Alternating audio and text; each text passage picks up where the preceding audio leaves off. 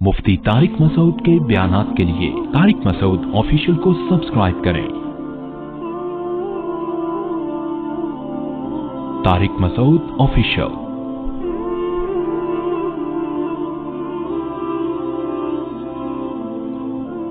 इन्ना क़तल मसीहा ईसा इब्न मरियम के यहूदी कहते थे हमने ईसा इब्न मरियम जो अल्लाह के रसूल है उनको कत्ल कर दिया। कुरान ने हज़रत ईसा अलैहिस्सलाम की हयात का अक़ीदा वाज़ेह तौर पर बयान किया और उम्मत का इजमाई अक़ीदा है जिसकी तफसील मैं तफसीर में बयान कर चुका हूँ। तो हयात ईसा पर भी आयतें बहुत ज़बरदस्त दलील हैं। अब सवाल ये पैदा होता है, यहाँ एक इल्मी नुक्ते की बात है कि इसमें हिकमत क्या थी, क्योंकि अल्लाह कह रहे मैंने उनको आसमानों की तरफ उठा लिया। वकान अल्लाहु अज़ीज़न हकीमा, अल्लाह ज़बरदस्त गालिब भी है कि तुम इस उठाने पर परेशान ना हो, हैरान ना हो कि ये कैसे हो गया। तो ठीक है अल्लाह, हम मानते हैं तेरी कुदरत है, लेकिन कोई हिकमत तो होगी, क्योंकि आज से पहले तो तूने कभी ऐसा किया नहीं है कि किसी को जिंदा आसमानों पे उठाया हो, और ना उसके बाद ऐसा किया। तो ये इसमें क्या हिकमत थी? तो ये हिकमतें हमें हदीस से पता चलती हैं। उलमा ने बयान किया है कि रसूलुल्लाह सल्लल्लाहु अलैहि वसल्लम जब दुनिया में आए तो कुरान ये बयान करता है लियुज़हिरहु अला दीनी कुल्ली, कि इस्लाम को तमाम दीनों पे अल्लाह गालिब कर दे। ये बड़ी हिकमत थी नबी के दुनिया में आने की। तो इस्लाम दुनिया में फैल जाए, फल फूले। तो देखें, जब भी कोई चीज, किसी चीज में एक्सीलेंसी पैदा होती है ना, तो वो क्वांटिटी के एतबार से भी होती है और क्वालिटी के एतबार से भी होती है। यानी कोई चीज अगर तादाद में ज्यादा हो जाए तो ये भी एक गलबा है, और कोई चीज अगर तादाद में तो कम है मगर क्वालिटी वाइज बहुत बढ़ जाए तो ये भी एक उसमें एक्सीलेंसी पैदा हो गई है, और ये भी एक किस्म का गलबा है। तो रसूलुल्लाह सल्लल्लाहु अलैहि वसल्लम जब दुनिया में आए तो आप सल्लल्लाहु अलैहि वसल्लम ने जब इस्लाम की दावत का काम किया तो सहाबा किराम, ताबीईन और जो असलाफ का दौर था वो इस्लाम लाए, तौहीद पर कायम रहे, अल्लाह की इबादत की, आखिरत की फिक्र की, जो भी इस्लाम की बुनियादी तालीमात है उन्होंने उस पर अमल किया। तो ये लोग अगरचे उस वक्त दुनिया की आबादी के लिहाज से थोड़े थे, यानी क्वांटिटी के लिहाज से इस्लाम कम था, लेकिन क्वालिटी के लिहाज से बहुत ज्यादा था। यानी ये ऐसा मजबूत ईमान इन लोगों का, और ये जब नमाज पढ़ते थे तो इनकी ये कैफियत होती थी कि जैसे अल्लाह के दरबार में खड़े हुए हैं। हजरत उस्मान का वाक़या है ना मुसन्नफ इब्न अबी शैबा में, एक रकत में पूरा कुरान पढ़ लिया करते थे हजर अस्वद के सामने। आपको असलाफ की इबादतें मिलेंगी, हम हैरान हो जाते हैं आज ये सुन के। इमाम बुखारी किस कदर इबादत गुजार थे, इमाम हनीफा कैसे इबादत गुजार, इमाम शाफी कैसे इबादत गुजार, और पूरी पूरी रात अल्लाह के सामने रोना। इमाम अबू हनीफा ने एक रात यानी एक आयत पढ़ते पढ़ते पूरी रात गुजार दी।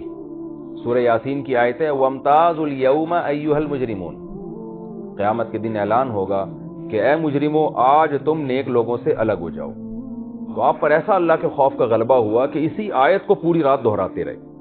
तो ऐसे वाक़यात इमाम शाफी से भी, इमाम मालिक से भी, और सहाबा किराम से भी, ताबईन से भी मरवी हैं कि उनकी नमाज में एक अलग कैफियत बनती थी और बेइंतहा इबादत गुजार। हजरत हसन रजी अल्लाह ताला अन्हु ने 20 मरतबा कूफा से बैतुल्लाह की तरफ चल के हज किया है पैदल।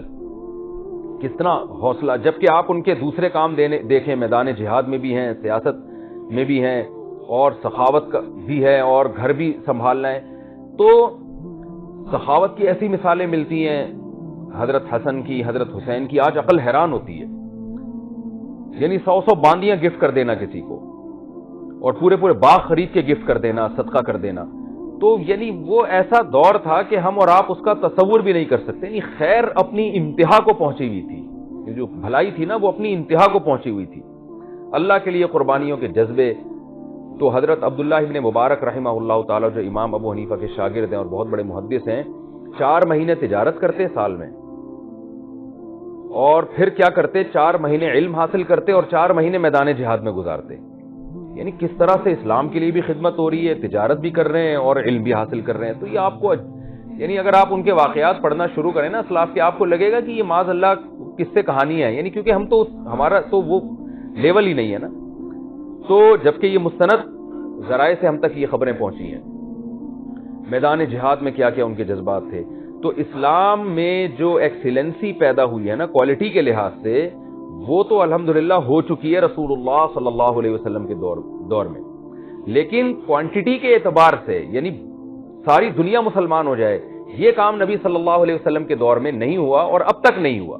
اس کام کے لیے اللہ نے عیسیٰ ابن مریم کو منتخب کیا ہے کہ وہ قرب قیامت میں نازل ہوں گے، جہاد کریں گے، تبلیغ کریں گے، جس کا رزلٹ یہ ہوگا کہ پوری دنیا مسلمان ہو جائے گی، جیسے کہ قرآن و سنت سے ہمیں یہ بات واضح طور پہ پتہ چلتی ہے کہ پوری دنیا میں اسلام پھیل جائے گا، یعنی کوانٹٹی وائز بھی اسلام پوری دنیا میں نافذ ہو چکا ہوگا۔ تو اللہ کے نبی کو جس مقصد کے لیے اللہ نے بھیجا تھا، اس مقصد کی تکمیل حضرت عیسیٰ ابن مریم کے ذریعے ہوگی۔ تو یہ وجہ ہے کہ اللہ نے عیسیٰ علیہ السلام کو آسمانوں پہ اٹھایا ہوا ہے، یہ اللہ کی حکمت ہے۔ اب سوال یہ پیدا ہوتا ہے کہ اس کے لیے عیسیٰ ابن مریم کا انتخاب کیوں کیا گیا؟ کیونکہ اللہ نے کہا نا میں حکمت والا ہوں، تو ظاہر ہے جو کچھ بھی ہو رہا ہے وہ حکمت پر مبنی ہو رہا ہے، حکمت سے ہٹ کے کچھ نہیں ہو رہا۔ عیسیٰ ابن مریم کا انتخاب سرسری غور سے ہمیں معلوم ہوتا ہے کہ دو وجہ سے حضرت عیسیٰ علیہ السلام کا انتخاب کیا گیا ہے۔ ایک وجہ تو یہ کہ اللہ کی عادت ہے کہ اللہ جس پیغمبر کو جو معجزے دیتے ہیں وہ اس زمانے کے حساب سے دیتے ہیں۔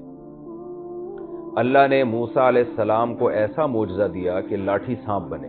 اس زمانے میں یہ کام جادوگر کیا کرتے تھے، جادوگر ایسا کرتے تھے جیسے جادوگروں میں ہوتا ہے نا کہ ہاتھ نکالا روشن کر دیا، آج بھی اس قسم کے آپ کو شعبدے ملتے ہیں، اور اس چیز کو یہ بنا دیا۔ تو اللہ نے حضرت موسیٰ علیہ السلام کو ایسا معجزہ دیا کہ جس سے جادوگروں کا زور تھا اس زمانے میں، کہ جادوگر خود گواہی دیں کہ یہ جادوگر نہیں ہے، کیونکہ جادو کا زور تھا، لوگ سمجھتے تھے جادو کی حقیقت کیا ہے، کہ جادو کے زور سے لاٹھی کو سانپ بنایا نہیں جا سکتا، دکھایا جا سکتا ہے کہ یہ سانپ ہے، حقیقت میں نہیں بنایا جا سکتا۔ تو اللہ نے حضرت موسیٰ کو ایسا معجزہ دیا کہ جادوگروں نے گواہی دی بھائی یہ جادو نہیں ہے۔ تو چونکہ جادوگر ہی سمجھ سکتے تھے جادو کو، بڑی تعداد میں جادوگر تھے اس زمانے میں، ہر آدمی کوشش کرتا تھا جادو کا فن سیکھے۔ تو اللہ نے حضرت موسیٰ علیہ السلام کو وہ معجزہ دیا کہ جادوگر خود پہچان سکیں۔ ظاہر ہے وہ جو جس فیلڈ کا ماہر ہی نہیں ہے وہ کیسے پہچانے گا کہ یہ جادو ہے یا حقیقت ہے۔ عیسیٰ علیہ السلام کے دور میں طب کا بڑا عروج تھا، یہ حکیم جالینوس اور اس طرح کے جو حکیم آج کل جن کے نام باقی رہ گئے نا، یہ اسی دور کے ہیں۔ طب کا یعنی میڈیکل سائنس آپ جسے کہہ سکتے ہیں، کہ بڑے بڑے حکیم دنیا میں وجود میں آ گئے تھے، ریسرچ کر کے تجربے کر کے جڑی بوٹیوں پہ۔ تو کچھ بیماریاں ایسی تھیں کہ سارے حکیم کہتے تھے کہ ان بیماریوں کا علاج ناممکن ہے، کوئی بھی نہیں کر سکتا۔ مثال کے طور پر جو بندہ پیدائشی نابینا ہو، جو بچہ پیدا ہی ہوا آنکھوں کے بغیر، اس کی بینائی ناممکن ہے کسی دوا سے آ جائے۔ کوڑ کے مریض کا علاج تھا ہی نہیں، اور جو پیدائشی جس کے سر پہ بال نہ ہو اس کا نہیں ہو سکتا، اس کے نہیں بال آتے تھے۔ جو حکیم ساری دنیا کے متفق تھے اور آج بھی متفق ہیں کہ جو مر گیا نا اس کو زندہ نہیں کیا جا سکتا کوئی معجون کھلا کے یا کوئی ٹیکا لگا کے، مر گیا تو مر گیا۔ اسی طرح بے جان چیز کو میڈیکل سائنس جاندار نہیں بنا سکتی، آج بھی میڈیکل سائنس یہ کہتی ہے، اس زمانے میں بھی حکیم کہتے تھے بھائی کوئی ایسی دوا نہیں ہے کہ آپ کسی مردے میں جان ڈال دیں۔ تو اللہ نے ایسے معجزے حضرت عیسیٰ علیہ السلام کو دیے جو اس زمانے کی سائنس کو ان معجزوں نے چیلنج کیا۔ ادھر مردے کو کہہ رہے ہیں قم باذن اللہ، اللہ کے حکم سے کھڑا ہو جا، اور مردہ زندہ ہو کے کھڑا ہو گیا۔ ادھر پرندے کا پتلا سا بنایا، مورتی بنائی، اس میں کہا کہ روح پھونکی، پھونک لگائی اور وہ اڑنا شروع ہو گیا۔ یہ چیزیں ایسی تھیں کہ حکیموں نے گواہی دی، اس زمانے کے سائنسدانوں نے گواہی دی بھائی اسباب کی دنیا میں ممکن نہیں ہے یہ، تو یہ واقعی اللہ کر رہا ہے یہ کام، یہ عیسیٰ ابن مریم نہیں کر رہے۔ اسی طرح بغیر شوہر کے بچہ پیدا ہو جانا حضرت مریم کے، تو یہ میڈیکلی ممکن نہیں ہے، لیکن اللہ نے کہا کہ میں کر کے دکھاؤں گا، یہ میری قدرت ہے، میری طاقت ہے۔ اور اس طرح کے جتنے معجزے، کوڑ کے مریض کو حضرت عیسیٰ علیہ السلام، کہا جاتا ہے کہ جتنے معجزے حضرت عیسیٰ کو دیے گئے ہیں شاید کسی اور پیغمبر کو اتنی تعداد میں معجزے نہیں دیے گئے، اور وہ تمام معجزے ایسے تھے جو سائنس کو اور طبیبوں کو، ڈاکٹروں کو چیلنج کر رہے تھے۔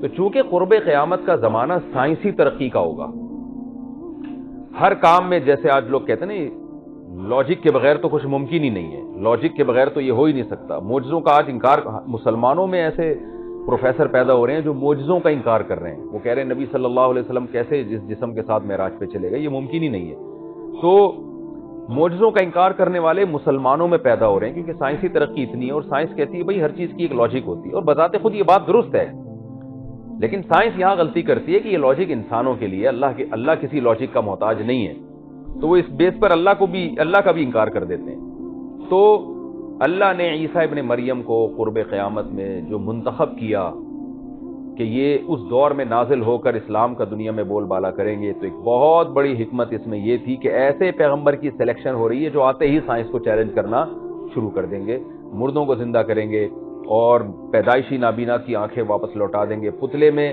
پتلا بنا کے پھونک ماریں گے، وہ جان پڑ جائے گی اس میں۔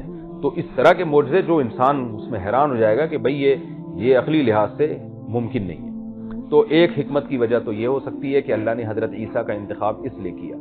دوسری وجہ یہ ہو سکتی ہے کہ اسلام کے خلاف، اسلام کو دنیا میں غالب ہونے سے بچانے کے لیے جتنی رکاوٹ یہودی کر رہے ہیں، جو آج جیسے اسرائیل دیکھیں کتنا بڑا اسلام کا دشمن ہے، اور ہر بڑی سازش کے پیچھے آپ تحقیق کریں تو عموماً اسرائیل کا ہاتھ ہوتا ہے۔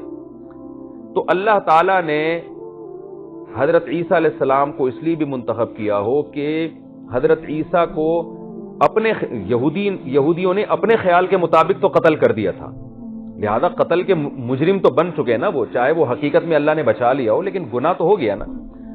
تو اللہ نے حضرت عیسیٰ علیہ السلام سے جو وعدے کیے تھے کہ میں آپ کو ان سے بچاؤں گا، تو وہ وعدے کی تکمیل جبھی ممکن ہے کہ اللہ حضرت عیسیٰ علیہ السلام کو نازل کر کے یہودیوں سے ان کی جنگ کروائیں۔ اور اسلام کی راہ میں سب سے بڑی رکاوٹ چونکہ یہودی ہے، اسلام کو دنیا میں غالب ہونے سے ان کی سازشیں، ان کی چالاکیاں، سب سے بڑی رکاوٹ چونکہ یہ ہے، تو لہذا اللہ نے ان کو ختم کرنے کے لیے ان کے سب سے بڑے دشمن عیسیٰ ابن مریم کا انتخاب کیا، کیونکہ یہودیوں کا جتنا اختلاف عیسیٰ ابن مریم سے تھا اتنا کسی سے نہیں تھا، حضرت عیسیٰ علیہ السلام سے۔ تو اس میں دونوں کام ہو جائیں گے کہ عیسیٰ علیہ السلام کی طرف سے انتقام بھی ہو جائے گا اور اسلام کے سب سے بڑے دشمن کا خاتمہ بھی ہو جائے گا، یعنی اسلام کے سب سے بڑے دشمن کو ختم کرنے کے لیے اسلام کے دشمن کے سب سے بڑے دشمن کا انتخاب کیا گیا ہے، ہم اس کو یوں تعبیر کر سکتے ہیں۔ تو اور اس کے لیے انتخاب بھی اس ٹائم کا کیا گیا ہے، یعنی حضرت عیسیٰ کے نزول کا انتخاب اس وقت ہوگا جب دجال ظاہر ہوگا، جو یہودیوں کا سب سے بڑا نمائندہ ہوگا، یہودیوں کا سب سے بڑا مددگار ہوگا۔ تو گویا نتیجہ کیا نکلا، یہودیوں کا جب سب سے بڑا سپورٹر دنیا میں آئے گا تو اسلام کے بھی سب سے بڑے سپورٹر جو یہودیوں کے سب سے اگینسٹ ہے عیسیٰ ابن مریم، وہ دنیا میں نازل ہوں گے۔ اور قرآن میں اللہ نے ایک اور حکمت بیان کی ہے، وَإِنَّهُ لَعِلْمٌ لِلسَّاعَةِ، کہ عیسیٰ ابن مریم اللہ کی طرف سے ایک قیامت کا علم ہے، یعنی ان کا نزول یہ اس کی علامت ہوگی کہ قیامت قریب آنے والی ہے، اور اللہ نے ان کو آیت ایک نشانی بنایا اپنی، یہ خود عیسیٰ ابن مریم کا ظاہر ہونا ایک اللہ کی قدرت کی دلیل ہوگی۔ تو اس لیے اللہ نے ان دو بنیادی وجوہات کی وجہ سے عیسیٰ ابن مریم کا انتخاب کیا ہے۔ تو ایک وجہ یہودیوں کی دشمنی، دوسری وجہ اسلام کا غلبہ، دوسری وجہ ان کے معجزے کہ وہ سائنس کو چیلنج کریں گے، وہ معجزے۔